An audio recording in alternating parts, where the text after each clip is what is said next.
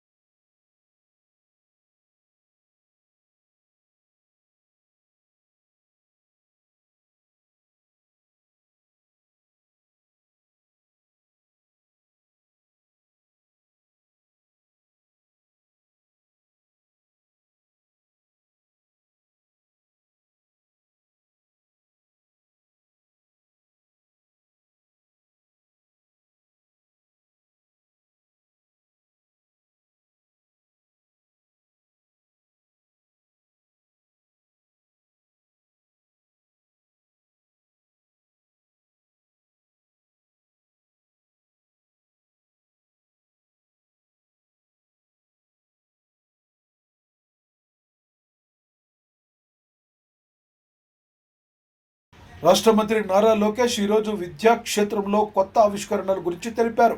ప్రతి లైబ్రరీలో ఏవైనా ముఖ్యమైన పుస్తకాల మిశ్రమం ఎలా ఉండాలో స్పష్టంగా నిర్ణయించే విద్యార్థులు యువతకు అనుకూలంగా చదువు వాతావరణాన్ని రూపొందిస్తామని ఆయన చెప్పారు. నూతన విద్యా విధానం దృష్ట్యా ఈ లైబ్రరీల పరిశోధన క్రియేటివిటీకి కేంద్రంగా ఉండాలని చెప్పారు. డిజిటల్, ఫిజికల్ మిశ్రమ సేవలు ఉండేలా విద్యార్థులకు పనిముట్లుగా ఉపయోగపడే రీసోర్సులు అందజేయాలని ఆయన సూచించారు.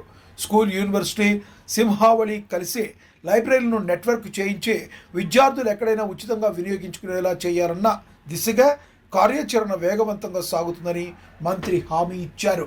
అతీతంగా అందరూ వచ్చి కూర్చుని ఒక యాక్టివిటీ కూడా చేసుకునేటట్టు మేము ఆ సెంటర్ని రూపొందిస్తామని గౌరవ సభ్యులకి నేను తెలియజేస్తున్నాను అధ్యక్ష. ఇది కూడా ఒక స్కెడ్యూల్ ప్రకారం చేస్తాం. ఆ ప్లాన్స్ అని సంబంధించిన ఎమ్మెల్యేలకి, ఎంపీలు కూడా మేము షేర్ చేస్తాం. మీరు మీ సూచనలు కూడా ఇవ్వాలని గౌరవ సభ్యులందరూ కూడా నేను తెలియజేస్తున్నాను అధ్యక్ష. మీరు అన్నట్టు పిల్లల్లో ఈ పుస్తకాలు చదవాలనే అలవాటు రావాలి. చిన్న వయసులోనే అలవాటు అవుతే ఈ ఫోన్లకి అన్నిటికీ కొంతవరకు దూరంగా ఉంటారు. ఆపేస్తారని నన్ను కొంతవరకైనా దూరంగా ఉంటారని బలంగా నమ్ముతున్నాను. అది మా ఇంట్లోనే మేము పాటిస్తున్నాం. దానివల్ల ఎంత మార్పు వచ్చిందో దేవాంశం నేనే చూశాను స్వయంగా. ఇది ఒక ప్యాషన్ సబ్జెక్ట్ నాకు. తప్పనిసరిగా మేము సీరియస్గా తీసుకుంటాం. రాబోయే 6 నెలల్లో ఈ లైబ్రరీస్లో మార్పు అనేది మీరు చూస్తారు. మంగళగిరి నియోజకవర్గంలో ఒక మోడల్ లైబ్రరీ, ఎందుకంటే నేను కూడా అన్ని 175 నియోజకవర్గాల్లో ఒక మోడల్ లైబ్రరీ కూడా ఉండాలని ఒక నిర్ణయం తీసుకున్నాం. దానికి ఎలా ఉంటే బాగుంటుంది అనేది మంగళగిరిలో మేము ఆల్రెడీ ఏర్పాటు చేస్తున్నాం. ఎండ్కి వచ్చింది వర్క్, అక్టోబర్లో మేము ప్రారంభిస్తాం. దానికి మిమ్మల్ని కూడా పిలుస్తాం అధ్యక్ష. మీ చేతుల మీదుగా ప్రారంభిద్దాం. మీరు కూడా చూసిన ఫీడ్బ్యాక్ ఇవ్వండి. జాగృతి నాయకురాలు కల్వకుంట్ల కవిత గాజుల రామారం ప్రాంతంలో హైడ్రా కూల్చివేతల బాధితులను సందర్శించి వారికి సానుభూతి తెలిపారు. పేద ప్రజలను ఇళ్లు కూల్చివేయడాన్ని ఆమె అన్యాయంగా తెలిపారు. మన్నించి బాధితుల పక్షంలో నిలబడి న్యాయం చేయాలని ఆదేశాలు, హామీలు ఇచ్చారు.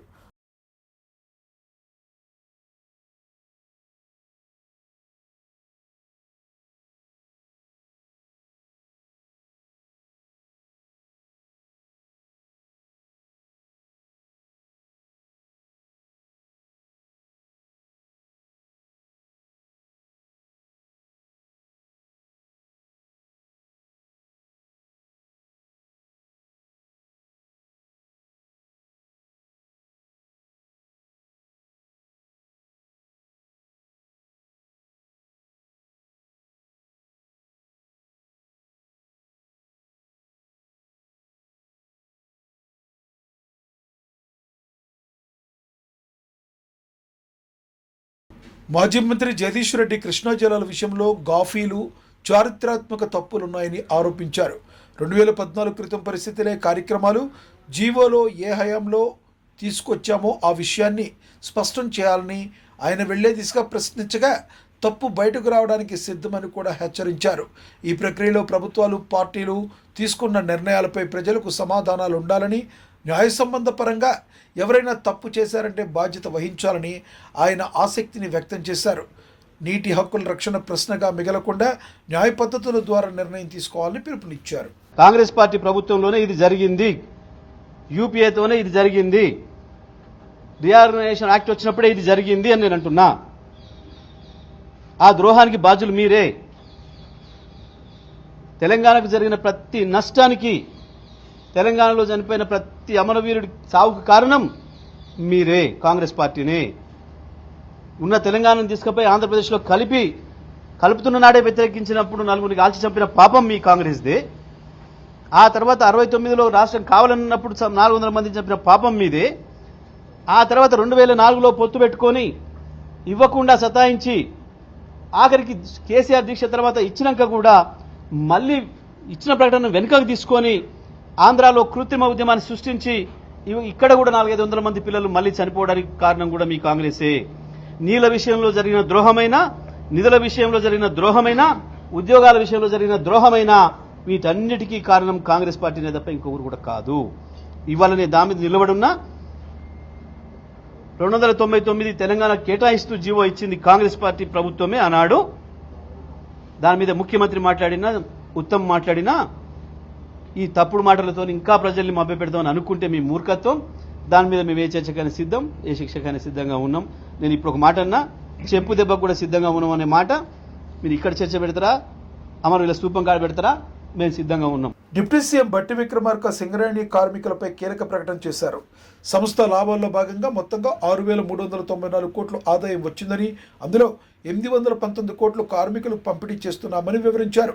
ప్రతి కార్మికుడికి సగటున 1,95,610 రూపాయలు స్థాయిలో బోనస్ ఇవ్వబడుతుందని చెప్పారు. అలాగే 30,000 కాంట్రాక్ట్ కార్మికులకు 5,500 వజ్ర ప్యాకేజ్ను ప్రకటించారు. ఉద్యోగుల హక్కుల పరిరక్షణ కోసం సంస్థల్లో లాభం బాగా పెట్టి విధానం చేపట్టేందుకు ఇది ఉత్తమ నిర్ణయమని బట్టి విక్రమార్క వివరించారు. 5,610 రూపాయలు ఈ సందర్భంగా పండగ సందర్భంగా పంపిణీ చేసే కార్యక్రమాన్ని ప్రకటిస్తూ ఉన్నాం. 1 లక్ష, నేను మళ్ళొకసారి చెప్తా ఉన్నాను, ప్రతి కార్మిక సోదరుడి కుటుంబాలకి 1,95,610 కోట్లు, 610 రూపాయలు, 1,95,610 రూపాయలు ప్రతి కార్మికుడికి దీని ద్వారా పంపిణీ జరగబోతా ఉంది. ఇకపోతే 30,000 మంది కాంట్రాక్ట్ వర్కర్స్ ఉన్నారు. సింగరేణి చరిత్రలో ఇంతవరకు ఎప్పుడు కూడా వాళ్ళకి లాభాల్లో వాటా పంపిణీ చేసే కార్యక్రమం ఎప్పుడు జరగలేదు. కాంగ్రెస్ ప్రభుత్వం, ఇందిరమ్మ ప్రభుత్వం వచ్చిన తర్వాత గౌరవ ముఖ్యమంత్రి గారు, మంత్రిమండలి మొత్తం కూడా ఒక ఆలోచన చేసింది. కార్మిక సోదరులు కాంట్రాక్ట్ లేబర్ అయినప్పుడు కూడా వాళ్ళకు కూడా ఎంతో కొంత మనం ఈ లాభాల్లో పండుగ సందర్భంగా చేయాలనేటువంటి ఆలోచనతో వాళ్ళకు కూడా ప్రాఫిట్ షేర్ని దాదాపు ప్రతి ఎంప్లాయీకి 5,500 రూపాయల లెక్క 5,500 రూపాయల లెక్క పంపిణీ చేసే కార్యక్రమాన్ని చేస్తాం. బీఆర్ఎస్ మాజీ ఎమ్మెల్యే పెద్ది సుదర్శన్ రెడ్డి వరంగల్ పరిధిలో రైతులు, గర్భిణీ తల్లులు యూరియా కోసం అవస్థలు పడుతున్న విషయాన్ని తీవ్రంగా ఖండించారు.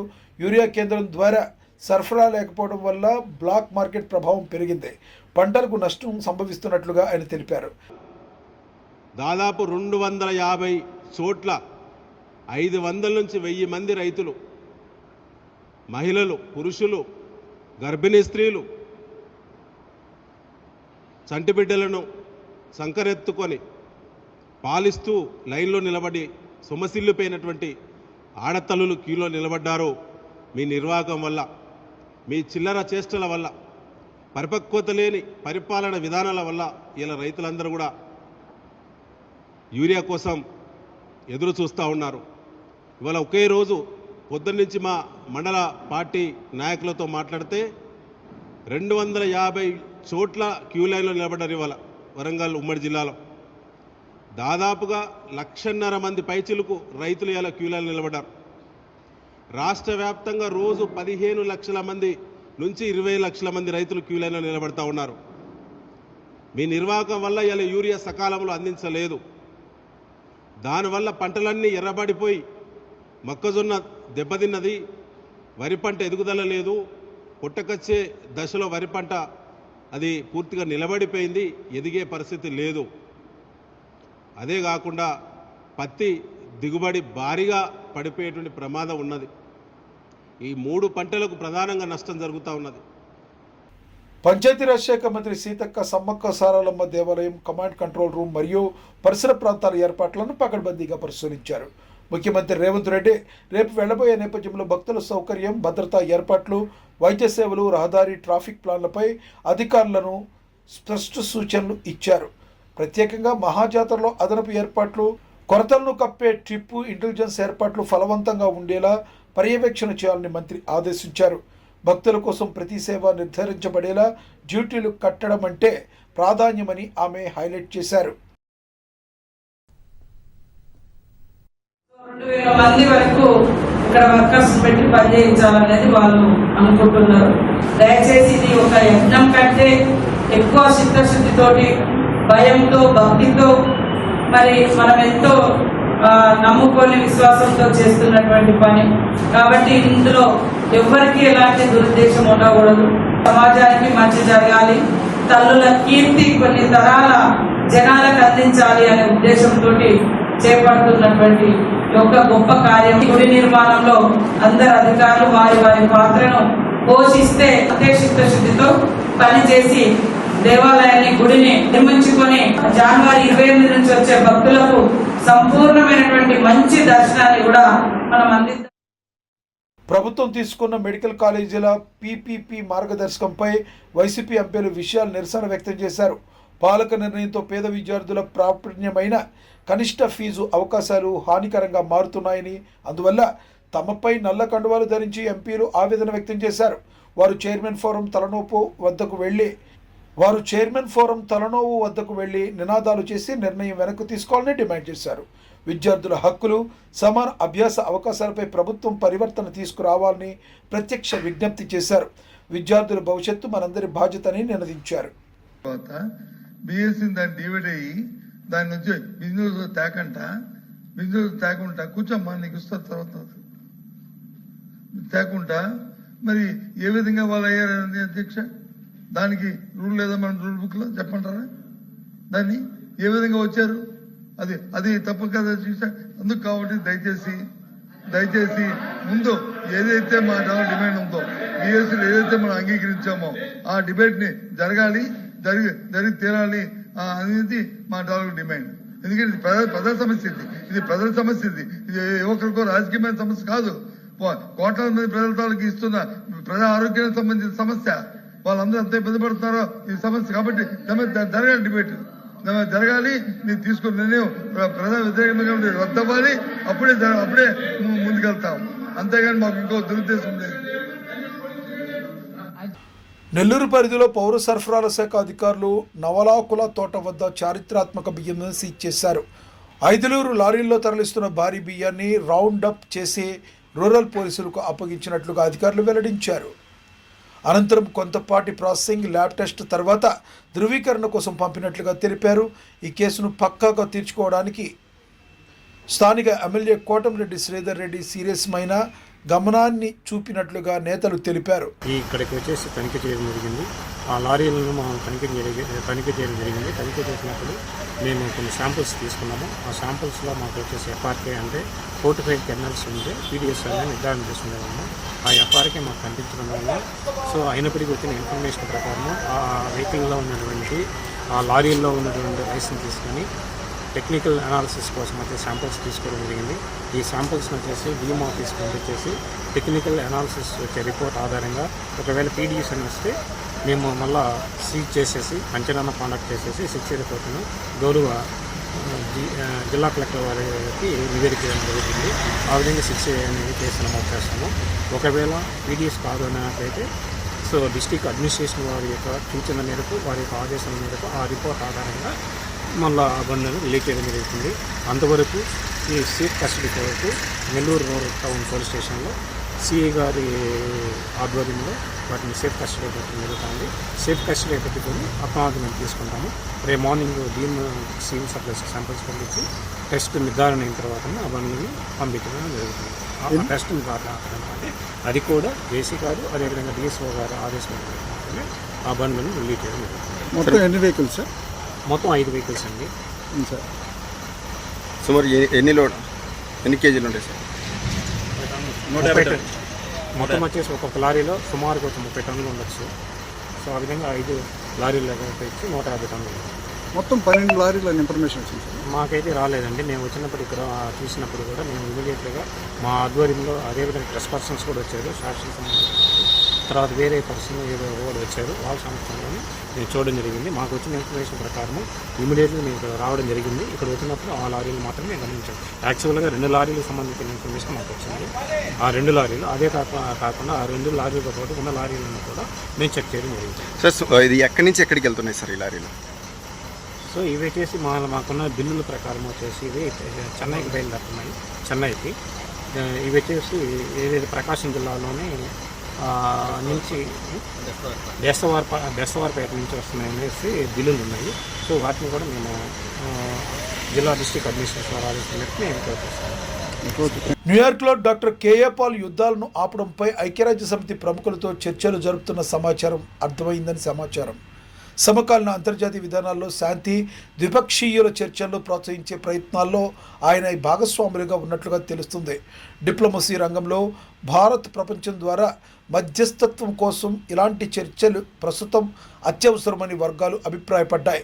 ఈ చర్చలు భవిష్యత్తులో స్థానిక సంక్షేమం, శాంతి విధానాలపై ప్రభావశీలం కావచ్చని విశ్లేషకులు అంటున్నారు. Major wars taking place. 2 more wars added.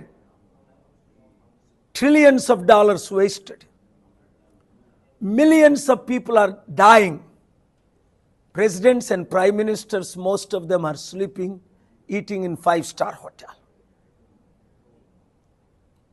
More than 2 billion starving to death. 2 billion without clean water.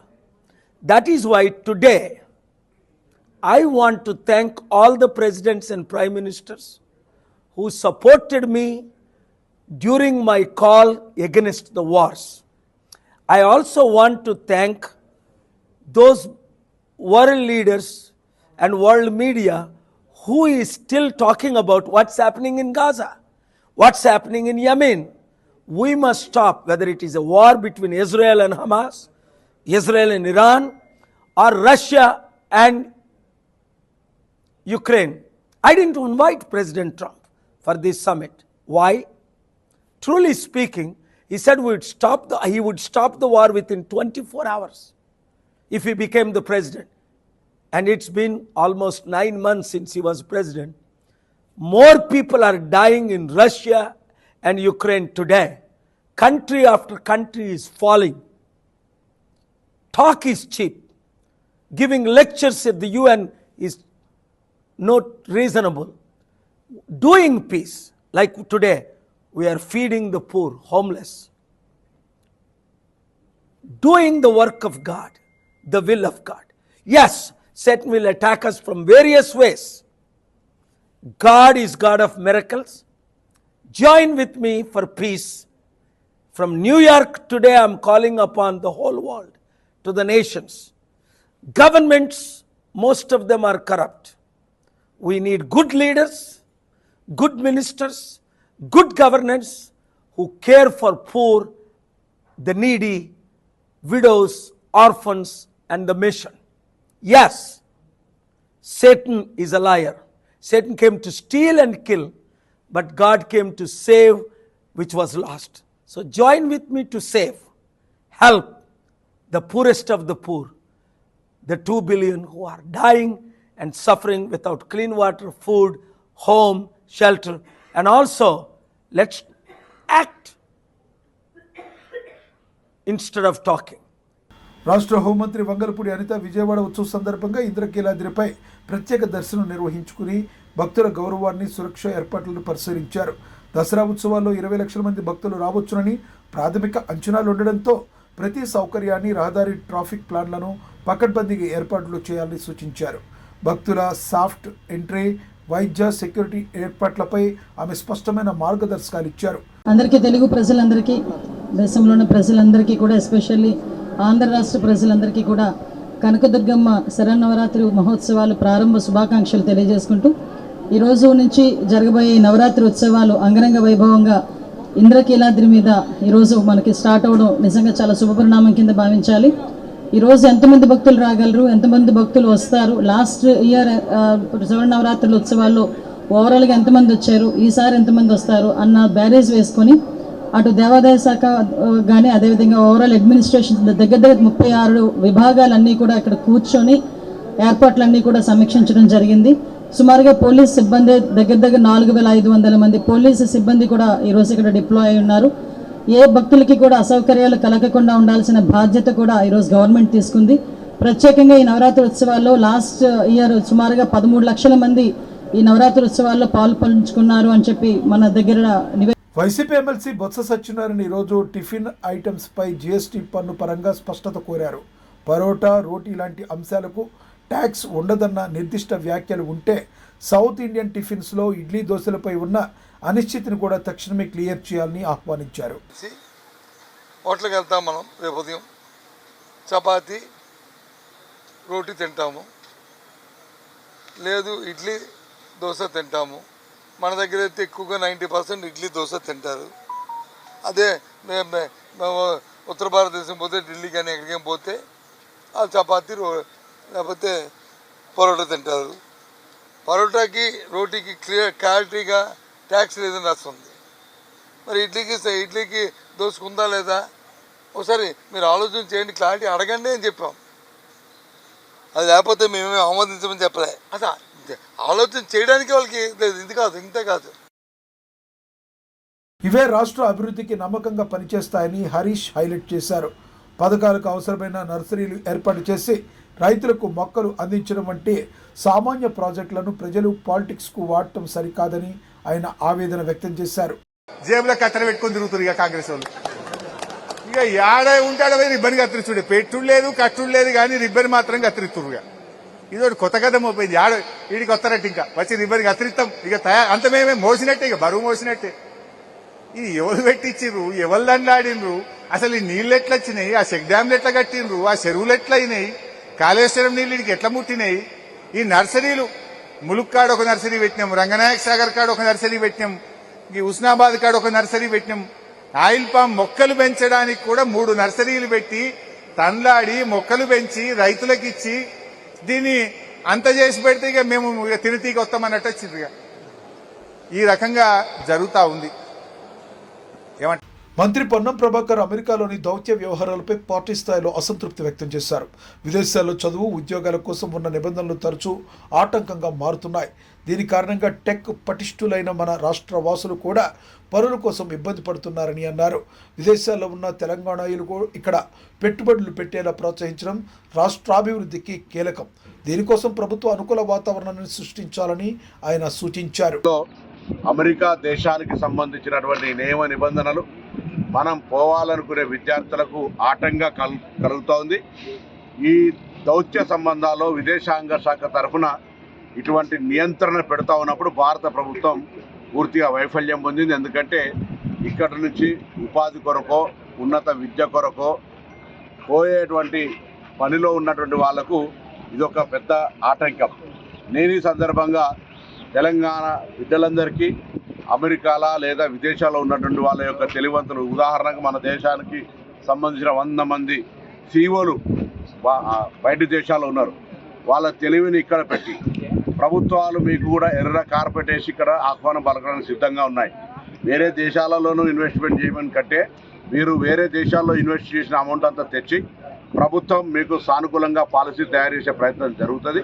తప్పకుండా విదేశాల్లో ఉన్న వాళ్ళంతా కూడా వచ్చి ఈ తెలంగాణ రాష్ట్రంలో పెట్టుబడులు పెట్టి గ్రామీణ ప్రాంతాల్లో సెకండ్ టైర్ అంతా హైదరాబాద్ చుట్టే కాకుండా ఇటువంటి ప్రాంతాల్లో మేము ఇక్కడ రేపొద్దున ఇండస్ట్రియల్ ఎస్టేట్ ఏర్పాటు చేస్తాను, లేకపోతే ఇతర రకరకాలుగా గ్రామీణ ప్రాంతాలకు విస్తరణ జరిగే విధంగా పారిశ్రామికరణ చేస్తూ ఇతర సాంకేతిక పరమైనటువంటి అభివృద్ధిని చేయాలని ఈ యొక్క పరిస్థితులలో విదేశాల్లో ఉన్నటువంటి తెలంగాణ బిడ్డలందరికీ విజ్ఞప్తి చేస్తా ఉన్నాం.